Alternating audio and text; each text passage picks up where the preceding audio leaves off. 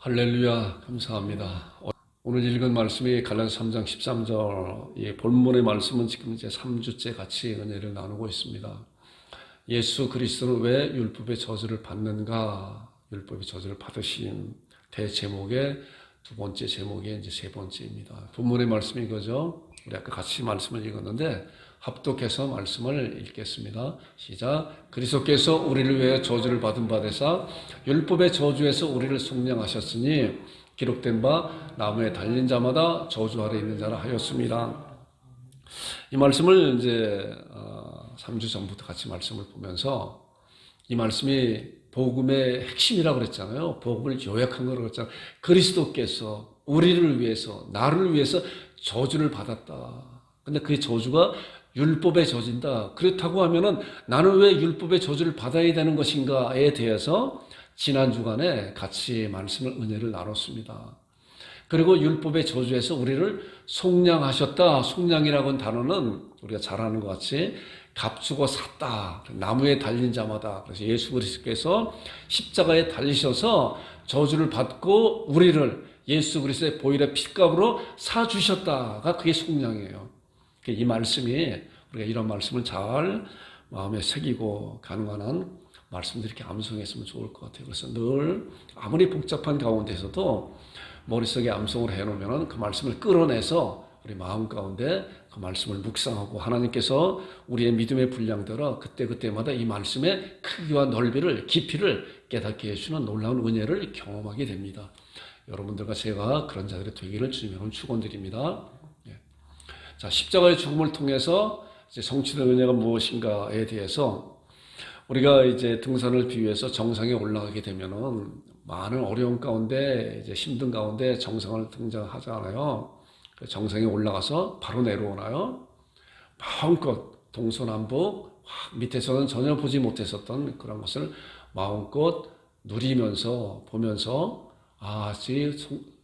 정상에 올라오 보니까 이런 것도 있고 저런 것도 있구나. 그래서 마음껏 누리면서 누리고 이제 내려온다고 하였잖아요. 우리도 마찬가지로 복음의 핵심, 복음의 정상이 이제 마가복음 1장에서 나오는 하나님의 아들 예수 그리스도의 복음의 시작이라고 하는 그런 말씀 가운데 쭉 1년 6개월 동안 말씀을 함께 나누면서 이제 복음의 정상에 올라와서 이제 말씀을 마음껏 편안한 가운데 누리고 이제 내려가는 그런 시간을 가졌으면 좋겠다 하는 생각을 가져서 이제 이것이 2달이 될지 3달이 될지 주제별로 말씀을 함께 은혜를 나눌 것입니다. 여러분 말씀에 집중해서 그 말씀이 나에게 어떠한 말씀인가 잘 다져지는 그런 시간이 되기를 주님 여러분 축원드립니다.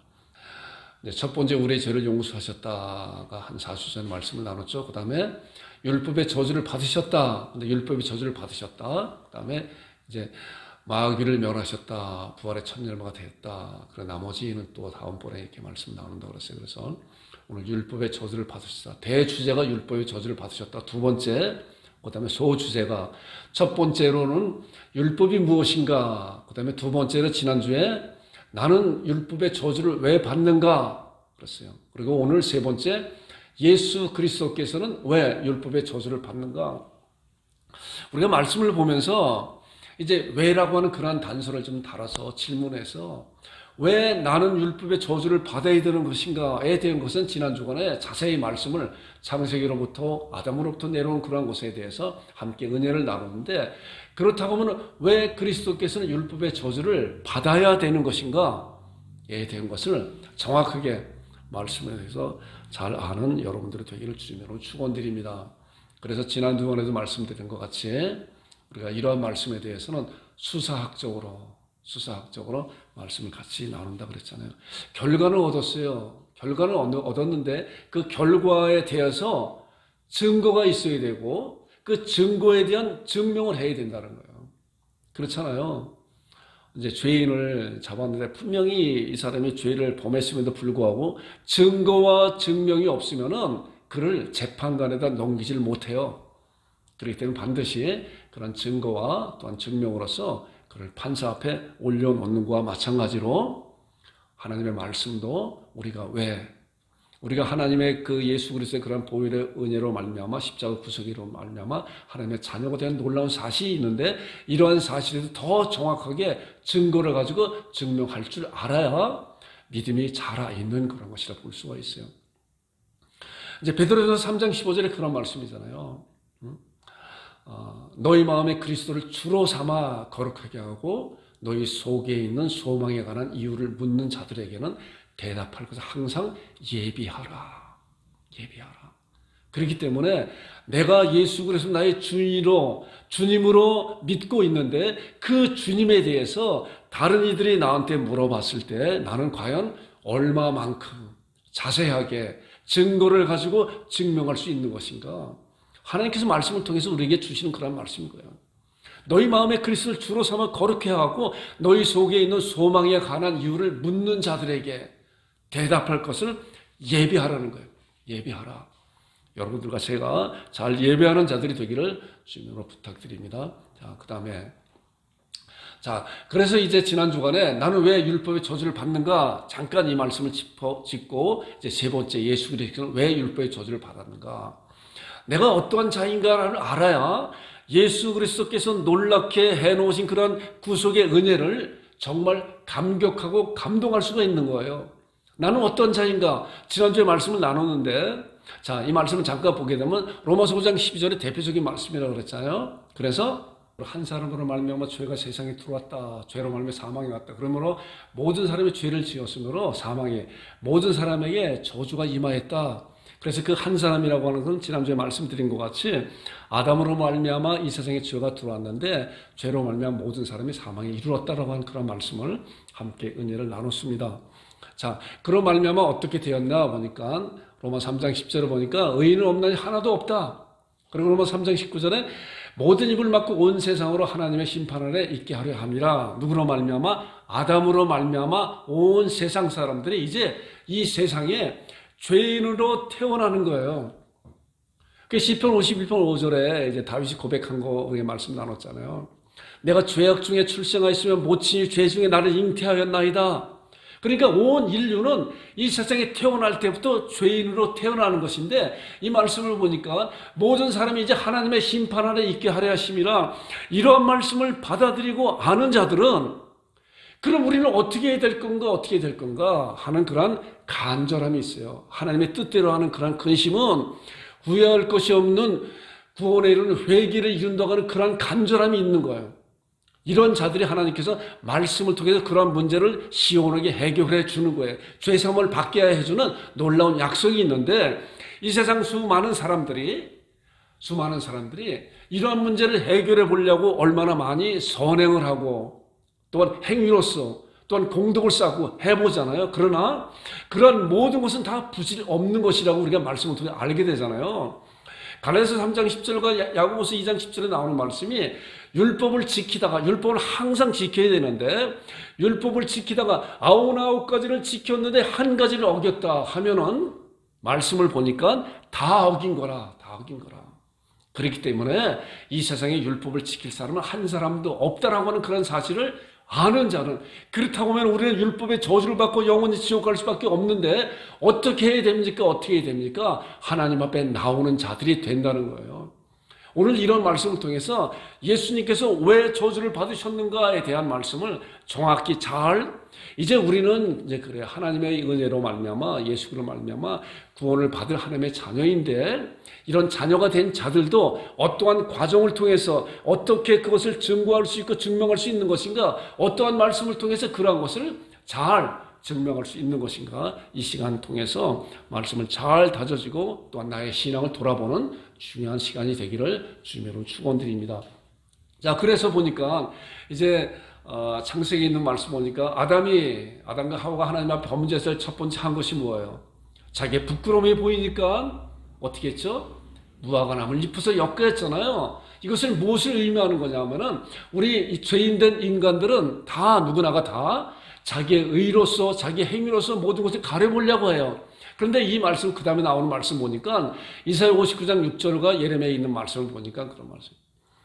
그 짠 것으로 옷을 이룰 수 없을 것이고 그 행위로 자기를 가릴 수 없다라고 하나님께서 이미 말씀을 통해서 우리들과 정확히 말씀하고 있는 거예요.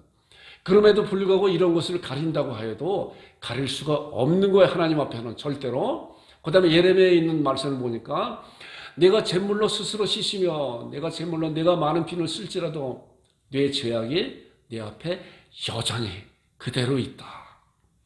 그래서 의인은 없나니 하나도 없다라고 하는 이런 사실을 통해서 온 세상 사람들은 누구나 할 것 없이 아담의 후손들은 남자의 후손들은 다 하나님 앞에 심판받고 지옥으로 갈 수밖에 없는 그러한 자들이라는 거예요.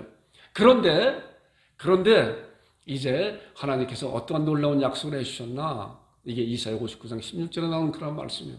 잘 보세요. 사람이 없음을 보시며 중재자 없음을 이상히 여기셨으므로 보세요. 이제 나오는 말씀은 자기 팔로 하나님께서 스스로 구원을 베푸셨다. 하나님만이 하실 수가 있는 거예요. 하나님을 떠난 인간들은 누구나가 다 그것을 할 수 있는 자가 자격이 있는 자가 하나도 없는데 이제 하나님께서 찾아오셨다는 거예요. 이것이 얼마나 놀라운 우리 사람들의 죄를 짓고 영원 지옥 갈 수밖에 없는 그런 사람들의 희망적인 그런 메시지인가?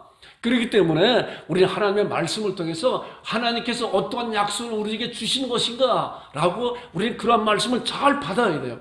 이 말씀 보니까 사람 없고 중재자 없다. 이 사람 모든 사람들 다 지옥 갈 수밖에 없는 그런 자인데 그런데 하나님께서 자기 팔로 스스로 구원을 베푸셨는데 그 스스로 구원을 베푸신 그 내용이 어떤 건가? 이걸 알아야 되잖아요. 그래서 우리는 말씀을 통해서 자주 그런 말씀을 여러분들에게 말씀을 드리잖아요. 저도 이제 성경 말씀 왜 그랬지? 왜 이렇지? 나는 이것을 잘 알지 못하는데 왜 말씀 통해서 그렇게 말씀을 하고 있나? 라고 할 때 우리는 그러한 심정을 가지고 마음을 가지고 하나님 앞에 구해야 돼요. 목마른 사슴이 시냇물 찾기에 갈급한 것이 내 영혼이 주를 찾기에 갈급합니다. 갈급합니다. 나의 눈을 열어서 주의 귀한 법을 보게 해달라고 하나님 앞에 간절히 간구하고 기도할 때 하나님께서 우리의 믿음의 분량들은 눈을 열어주실 때 그 말씀이 내 말씀이 되는 거예요. 여러분들과 제가 그런 신앙을 갖는 여러분들 되기를 주님의 이름으로 부탁드립니다. 자, 이러면서 이제 한 줄기 빛이 왔어요. 이사야 1장 18절에 보니까 죄 때문에 영원히 아담으로부터 물려받은 그런 죄 때문에 그런 죄로 말미암아 죄인으로 태어난 내가 이제 영원히 죄를 이 세상에 많이 짓고 영원히 지옥 갈 수밖에 없는 그런 자인데 하나님께서 스스로 구원을 베푸셨는데 이제 그 스스로 구원을 베푸신 그런 놀라운 약속이 어떤 것인가 우리가 이미 잘 알고 있지만은 그러나 말씀을 통해서 잘 다져지는 그런 시간이 됐으면 굉장히 좋겠어요. 여러분들 제가 그런 자들이 되기를 바랍니다. 이사야 1장 18절을 보니까 이제 어떻게 여호와께서 말씀하시되 뭐예요? 오라. 굉장히 중요한 단어 오라예요. 오라. 하나님께서는 오라는 거예요. 말씀을 통해서 내가 할 수 있는 것은 하나도 없는데 이제 그런 문제를 가지고 내가 스스로 씻고 스스로 그것을 행위로 하려고 하는 것이 아니라 저는 할 수가 없습니다 라고 이제 하나님 앞에 나옵니다. 오라 우리가 서로 변론하자. 그 다음에 뭐야? 너희 죄가 주홍 같을지라도 농대같이 씌어질 것이요 진홍같이 붉을지라도 양털같이 시게 되리라 라고 하는 그런 방법이 있는 것이다. 그런데 그런 방법에 대해서 알기 위해서는 나와야 된다. 누구 앞에요? 하나님 앞에 나와야 된다는 거예요. 마태복음에 있는 말씀 보니까 수고하고 무거운 짐진 자들아 다 내게로 오라. 내가 너희를 쉬게 하리라. 나는 마음이 온유하고 겸손해 내 멍에를 베고 내게 배우라. 내 멍에는 쉽고 내 짐은 가벼우니라고 말씀한 것 같이 이제 수고하고 무거운 짐들 다 내게로 오라. 오라가 굉장히 중요한 단어예요. 여러분들 예배 가운데 이제 오셨잖아요. 또 주님 앞에 오셨잖아요. 저도 마찬가지로 우리 살아계신 하나님 앞에 예배드리면서 하나님 앞에 온 거예요. 하나님 제가 여기 왔습니다. 이 강단을 통해 하나님께서 이제 하늘의 음성을 말씀하고 있는 거예요. 늘 제가 이런 말씀 드릴 때마다 그런 생각이 들어요. 이 목사의 입에서 나오는 말을 듣는 것이 아니라 목사를 통해서 나오는 하나님의 말씀을 듣는 여러분들 되기를 주님으로 축원드립니다. 사도행 10장에 고넬료가 베드로를 초청해서 베드로 앞에서 내가 당신에게 하나님께서 주신 그 말씀을 듣고자 당신 앞에 있는다. 이런 거예요. 마찬가지로 여러분과 저도 이제 하나님 말씀 앞에 있는 거예요.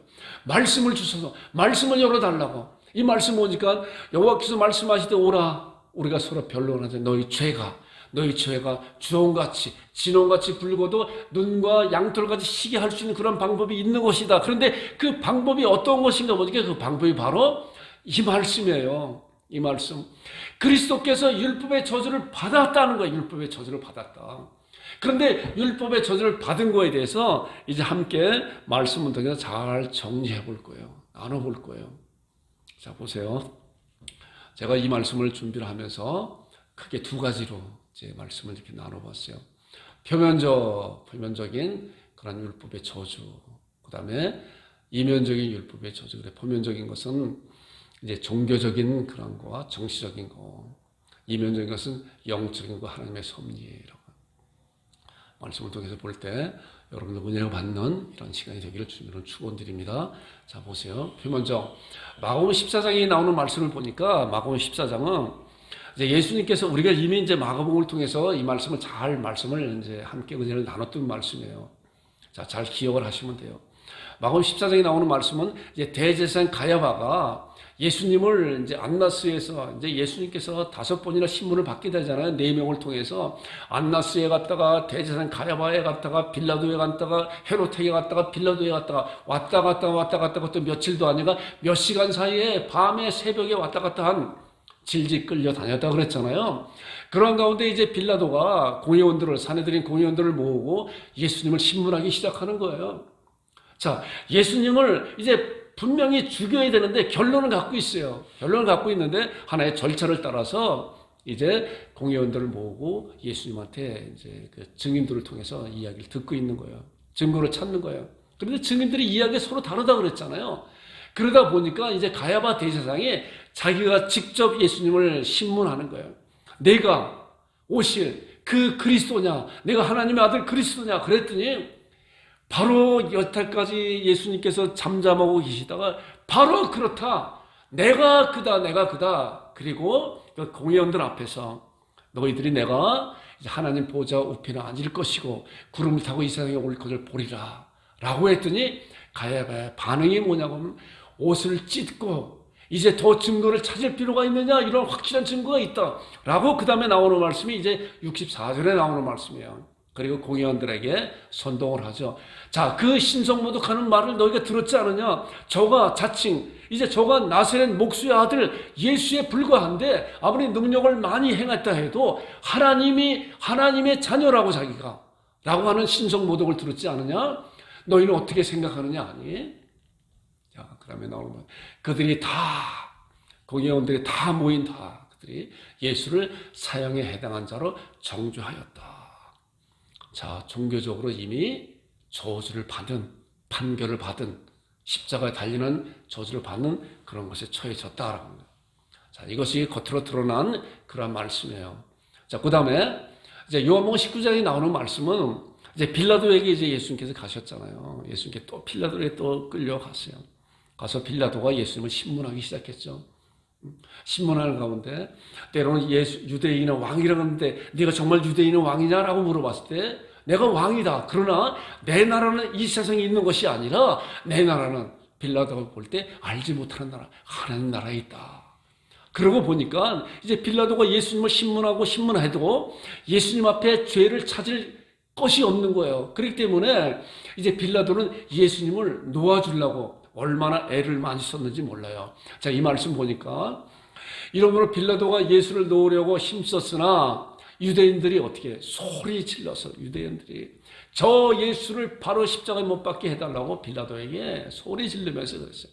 그러면서 이 사람을 놓으면 그리고 감히 이제 총독한테 겁박을 준다 그랬잖아요. 겁주고 협박하는 거예요. 무슨 협박을 하느냐? 이 사람을 놓으면 빌라도 당신 가이사의 충신이 아니다. 왜냐고 하면은 자, 무릇 자기를 왕이라 하는 자를 가이사를 반역하는 것이냐. 자기는 왕이라 하는 자인데 이 자를 놓게 되면 당시도 똑같은 반역자다. 자, 반역자는 뭐예요? 자기만 죽는 것이 아니라 자 가족들 또한 자기 친족들도 어느 때까지 다 이렇게 죽게 되잖아요. 얼마나 무서운 말이에요. 그러니까 이 빌라도가 예수님을 놓으려고 해도 죄를 찾지 못한 건데 놓으려고 해도 그런 재판 자리에 앉아서 어떻게 판결을 했냐고 하면은 이렇게 판결을 했어요. 빌라도가 무리에게 만족을 주고자, 무리에게 만족을 주고자 바라바는 놓아주고 예수님을 채찍질하고 십자가에 못 박혀 넘겨줬다. 자리가 얼마나 중요한 것인가. 자기가 재판 자리에 앉았을 때, 그런 자리에 앉았을 때 정말 법대로 자기의 소신껏 재판한 것이 아니라, 여기 보니까 무리에게 만족을 주고자, 여론 재판이라는 것도 있잖아요. 바라바는 놓아주고 예수님 채찍을 넘겨줬다. 이러한 가운데 예수님께서 또한 완전하게 정치적으로 또한 종교적으로 저주를 받는 그런 가운데 처해지잖아요. 이게 표면적으로 드러난 거예요. 제자들은 또 어땠어요? 제자들은 예수님을 잡아가는데, 가룟 유다가 어땠어요? 예수님을 잡아가는데, 그렇죠. 그때 12 중 하나인, 예수님의 12명 제자 중 하나인 가룟 유다라 하는 자가 대제사장들에 가서 어떻게 3년 동안 예수님을 따라다니면서도 그 눈이 가려우니까 예수님이 하나님의 아들 그리스도이라는 것을 알지 못한 거예요. 대제사장에 가서 말하되, 돈의 눈이 뭐니까 예수님을 바라보고 하나님의 아들이라 보는 것이 아니라, 가룟 유다는 돈의 눈이 멀고 돈깨를 맡은 자라고 그랬잖아요. 대제사장들에 가서 말하되, 내가 예수를 너에게 넘겨주려니 얼마를 주려냐, 예수님을 팔려고 항정을 하고 있는 거예요. 말이 되지 않는 그런 일을 가룟 유다를 하고 있는데, 다른 말씀에 보니까 가룟 유다에게 사탄의 유혹을 받아서 사탄이 통해서 가룟 유다를 조종하고 있는 그런 사실을 우리가 말씀도 알게 돼요.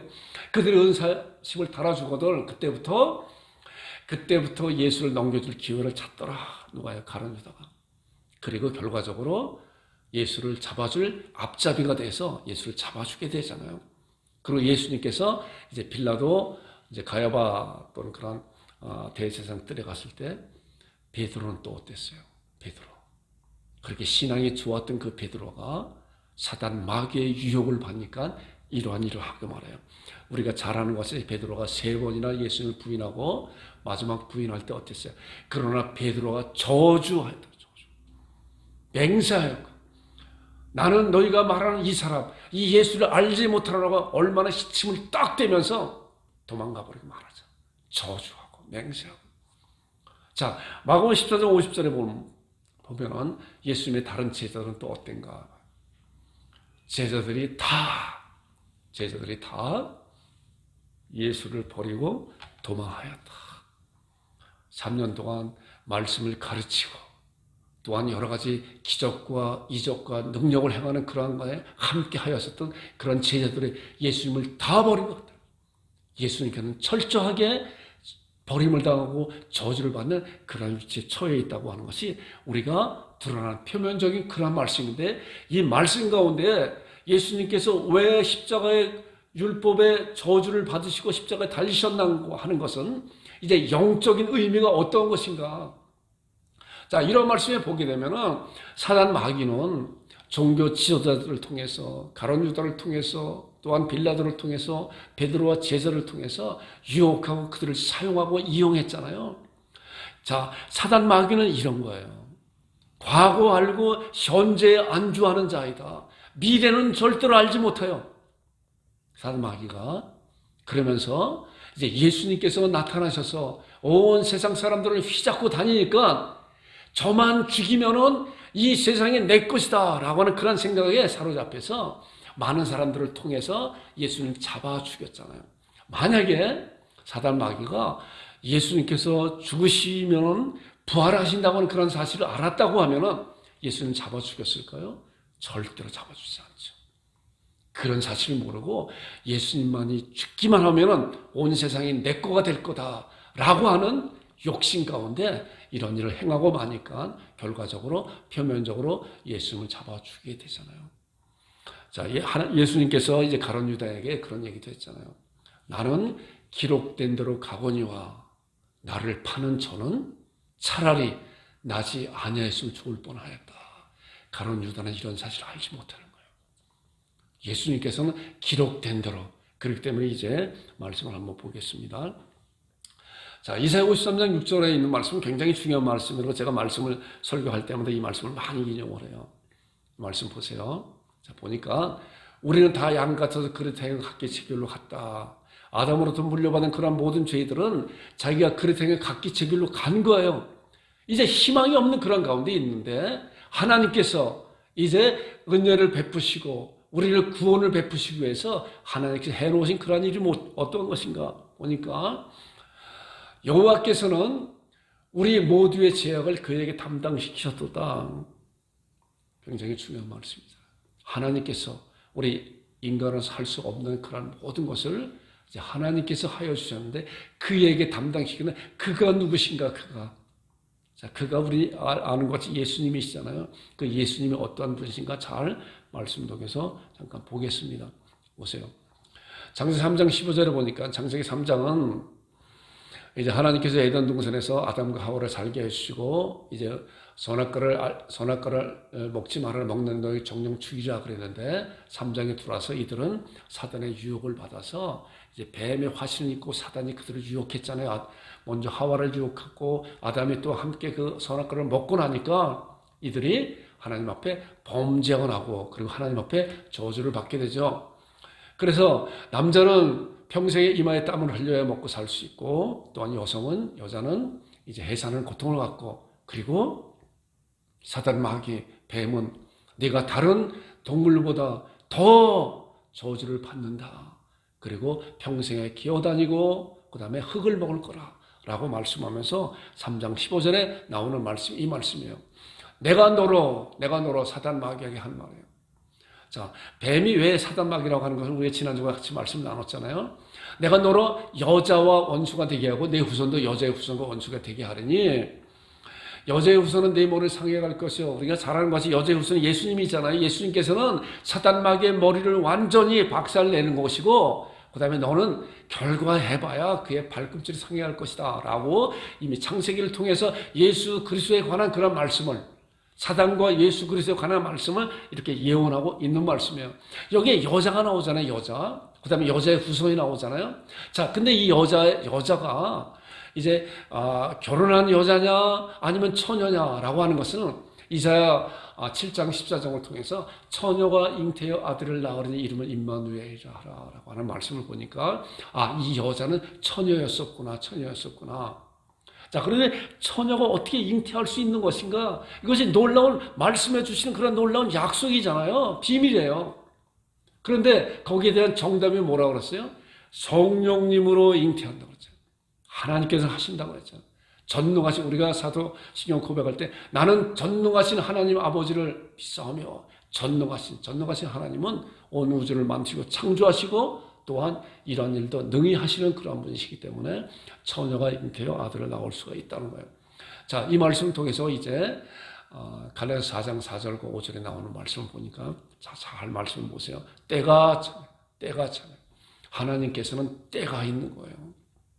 우리가 기도할 때도 우리는 얼마나 성급해요. 이 목사도 마찬가지로 그래요. 성급해요. 하나님은 당장 해달라고 당장 지금 내가 목이 나가게 생겼어. 당장 해달라고 이렇게 해요. 그런데 하나님께서는 그때 가장 좋은 때 이와 마찬가지로 하나님께서 여자의 후손 예수 그리스도를 낳게 하시는 때가 참에 지금으로부터 약 2000년 전에 베들레헴 땅에서 예수님께서 낳게 하셨잖아요. 때가 참에 하나님이 그 아들을 보내사 자, 하나님이 하시는 거에 다 사람으로서 할 수 있는 것이 하나도 없다고 그랬어요.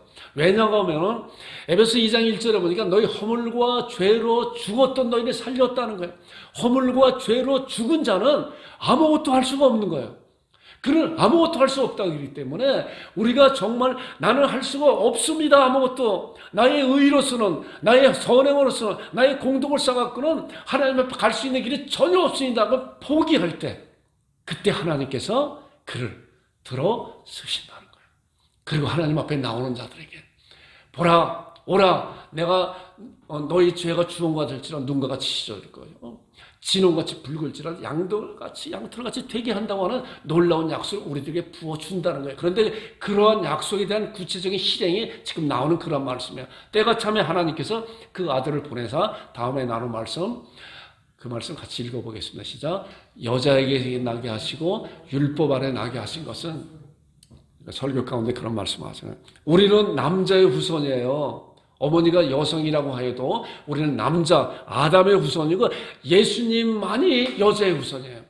아까 보니까 여자의 후손, 갈라디아서 보니까 여자에게 나게 하셨다. 그리고 율법 아래 나게 하신 것은 예수님께서 율법 아래 나게 하신 놀라운 비밀이 이 말씀에 있는 거예요.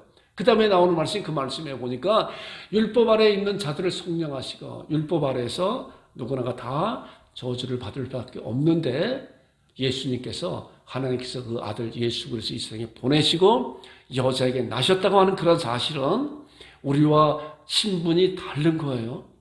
예수님은 우리의 육신을 입고 이 세상에 오셨지만은 우리는 아담의 후손으로서 남자의 후손이 이 세상에 왔지만은 예수님은 성령님으로 잉태되셔서 죄가 하나도 없으신 분은 이 세상에 오신 거예요.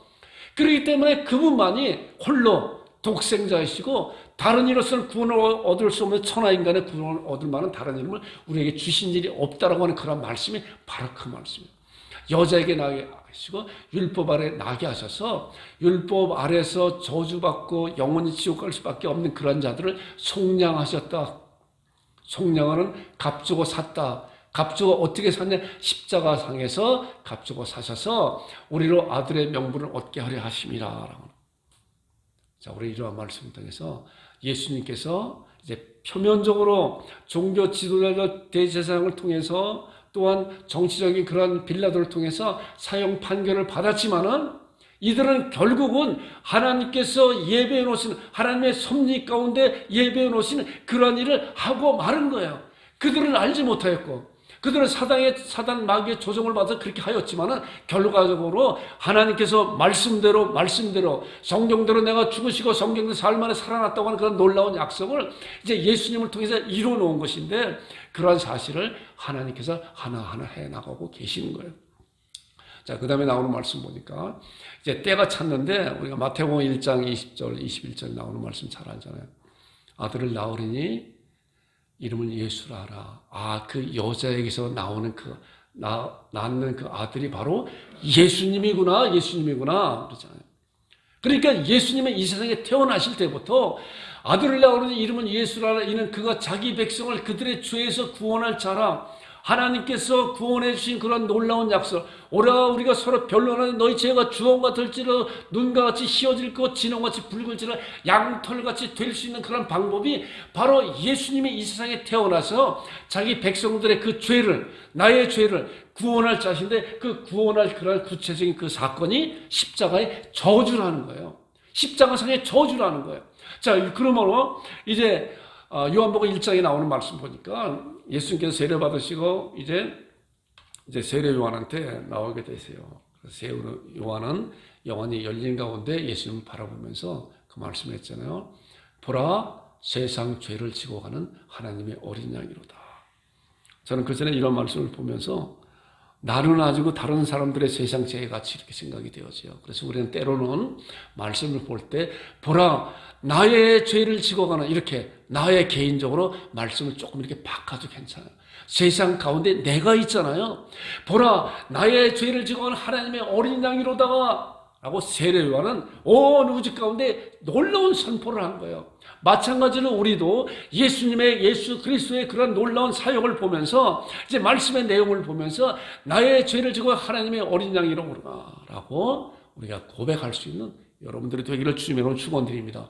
자, 마가복음 10장 45절에 이제 예수님께서 이제 공생의 기간 동안에 제자들과 많은 무리들에게 이런 말씀했잖아요. 자, 인자의 온 것은 섬김을 받으려 함이 아니라 도리어 섬기려 하고 그 다음에 나오는 말씀 함께 말씀 읽어보겠습니다. 자기 목숨을 많은 사람의 대속물로 주려 함이라. 아까 마태복음에 나오는 말씀 보니까 이름을 예수라 하라. 그가 자기 백성을 저희 죄에서 구원할 자라 라고 이 세상에 태어나신 분명한 목적이 있고 그 다음에 세례 요한을 통해서 보라 세상 죄를 지고 하나님의 어린 양이라고 말씀하고 선포하고 예수님께서 스스로 인자가 온 것을 섬김을 받은 게 아니라 도리어 섬기라고 나의 목숨을 자기 목숨을 많은 사람들의 자기 목숨을 나에게 대속물로 어떻게 주는 거예요? 대속물로 어떻게 주는 거예요? 바로 십자가상에서 대속물로 주는 거죠. 자, 이런 말씀을 통해서 다음에 나오는 말씀. 에베소 5장 2장에 나오는 보니까 자, 그는 예수님은 우리를 위하여 어떻게 해요? 자신을 버리사 향기로운 제물과 희생의 제물로 하나님 앞에 드리셨다. 어디서 드렸어요?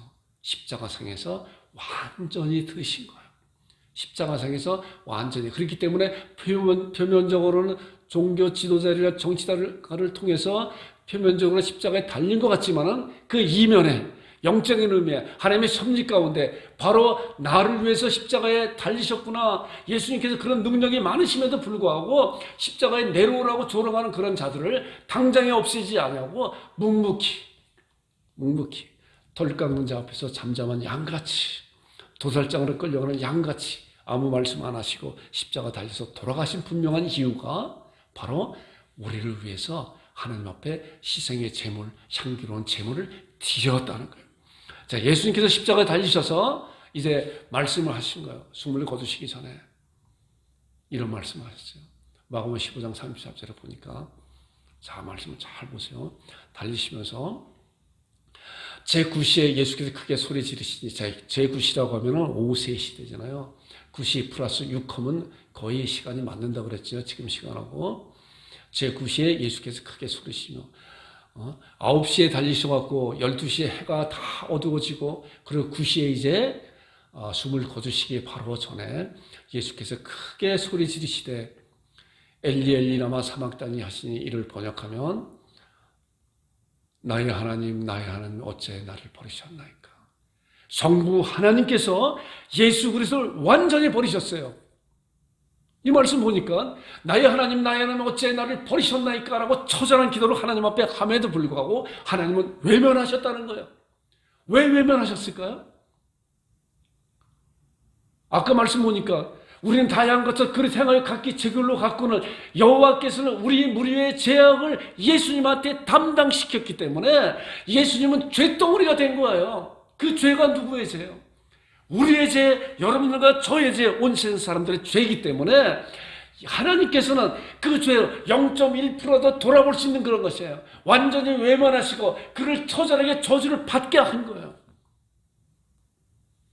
그 죄덩어리가 다 완전해. 그리고 예수님께서는 마지막으로 내가 다 이루었다라고 숨을 거두셨다.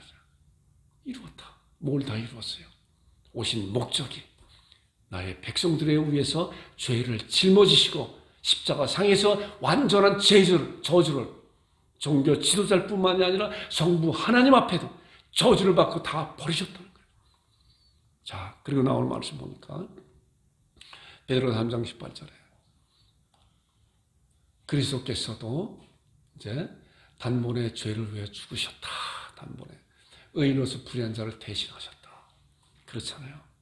예수님께서는 의인이신데 불의한 자, 나와 여러분들의 죄를 예수님은 다 담당시켰기 때문에 그 죄 때문에 처절한 저주를 받으신 그 예수님이 바로 이 말씀을 보니까 그리스도께서 단번에 죄를 위해서 십자가상에 죽으사 의인으로서, 예수님은 의인이시지만은 불의한 자, 나가 영원히 지옥 갈 수밖에 없는 나에게 나를 대신하여 십자가상에서 저주를 받으신 것이고 나를 대신하여 하나님 앞에 외면 나가신 거고 완전하게 저주를 받으신 그분이에요. 이는 우리를 하나님 앞으로 인도하려 하심이라. 육체는 죽임을 당하고 영혼은 살리심을 받으셨다. 자, 이 말씀을 통해서 보니까 예수님께서 왜 십자가 저주, 율법의 저주를 받으셨나를 생각해 볼 수가 있어요. 그러고 난 다음에 저도 이 말씀을 여러분들께 많이 말씀을 이제 인용하면서 말씀드리잖아요. 하나님께서 놀라운 약속을 우리에게 해주셨어요. 놀라운 약속을. 우리가 영원히 지옥 갈 수밖에 없는 그런 것인데 사람을 없음을 이상히 여기셨고 중재점을 이상히 여기셨고 나의 팔로 스스로 구원을 베푸신 놀라운 구원이 이제 지금 말씀한 것 같이 예수 그리스도가 여자에게 나가시고 완전히 십자가상에 돌아가신 그런 사실을 하나님께서는 외면하시고 그가 저주를 받은 그런 사실을 이제 흡족히 받으시고 그리고 히브리서 10장 17절에 나오는 놀라운 약속을 우리들에게 약속해 주신 거예요. 여러분들도 이런 약속을 잘 붙잡는 그런 여러분들의 되기를 주님의 축원드립니다. 보세요. 또 그들의 죄와 그들의 불법을 내가 다시 기억지 않겠다. 하나님께서 이런 놀라운 약속을 한 거예요. 내가 너희들의 죄와 너희들의 불법을 내가 다시 기억지 않겠다. 왜 기억지 않은 거예요? 어떻게, 무슨 이유 때문에? 예수님이 저주를 다 받고 돌아가셨기 때문에 그렇다는 거예요. 우리는 이러한 사실을 통해서 왜 그랬냐라고 해서 우리는 거기에 대한 증거를 가지고 증명할 줄 아는 그러한 믿음의 사람들이 돼야 된다는 거예요. 그래서 믿음에 자라나야 말씀을 통해서 많이 믿음에 자라나야 돼요. 내가 다시 기억지 않겠다. 그리고 나오는 말씀이 이것들을 사하셨은지 다시 죄를 위하여 제사 드릴 것이 없다. 다시 죄를 위하여 제사 드릴 것 없다고. 왜냐고 하면은 예수 그리스도의 단번에 그 제사는 영원한 효력이 있기 때문에. 그래서 히브리서 9장 22절에 염소와 송아지에 필요하니 오직 장이 필요 영원한 속죄를 이루사 단번에 성소에 들어갔다고 하는 놀라운 약속을 우리들에게 주시는데, 이 말씀을 통해서 보니까 우리의 죄와 우리의 불법을, 아까 우리의 그런 아담으로부터 물려받은 그런 죄성 때문에 죄 짓고 영원히 지옥 갈 수밖에 없는데, 이제 하나님께서 우리를 살려주신 거예요. 누구를 통해서? 예수 그리스도로 말미암아. 에베소 2장 나오는 말씀같이 너희 허물과 죄로 영원히 죽었던 너희를 하나님이 살려주셨다. 어떻게? 그 내용이 어떤가 지금 쭉 말씀을 통해서 함께 은혜 나눴잖아요. 그러니까 우리의 죄와 우리의 불법을 하나님은 기억지 않는다는 거예요. 기억지 않는다는 거예요. 얼마나 놀라운 약속인지 몰라요. 왜냐하면 이것들을 사하셨으니 다시 죄를 위해서 제사, 예수 그리스도의 그런 제사를 다시 죽일 필요가 없다라고. 완전하고 완벽한 제사였기 때문에 그렇다는 거예요. 그리고 하나님, 예수님께서는 지금도 하나님 보좌 우편에 계셔서 우리를 위해서 간구하시는 대제사장의 역할을 한다는 거예요. 제가 이런 말씀 드릴 때마다 항상 그 말씀을 가끔 드리잖아요. 구원받기 이전에 하나님의 자녀가 되기 이전에 짓는 죄와 하나님의 자녀가 되고 난 다음에 짓는 죄와는 차원이 다르다는 거예요. 하나님이 보시기에.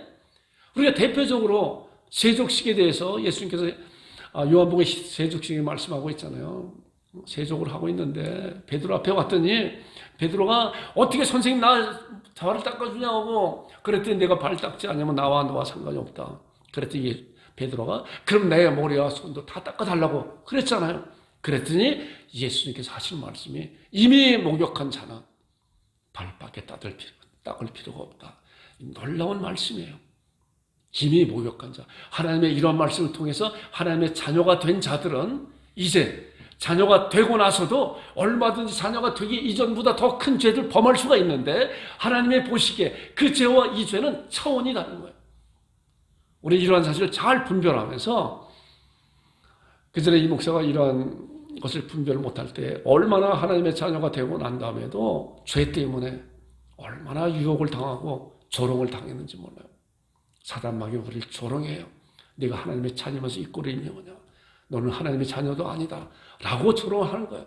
그러나 우리 이러한 말씀을 통해서 분명하게 이런 선을 잘 가지고 있어야 사단마귀가 조롱한다고 해도 우리는 당연히 그래서 이겨낼 수 있는 그런 믿음의 힘이 생기는 거예요.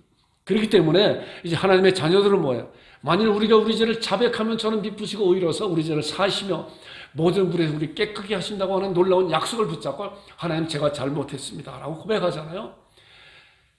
이제 하나님의 자녀가 되기 이전에 그들은 하나님 앞에 잘못했다고 하는 그런 것이 아니라 죽은 자들은 그런 거 할 수가 없어요.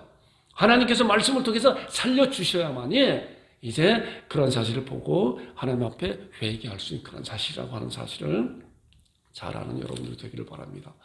그래서 이제 에베소 2장 8절 9절에 나오는 놀라운 약속이 있잖아요. 자, 보세요.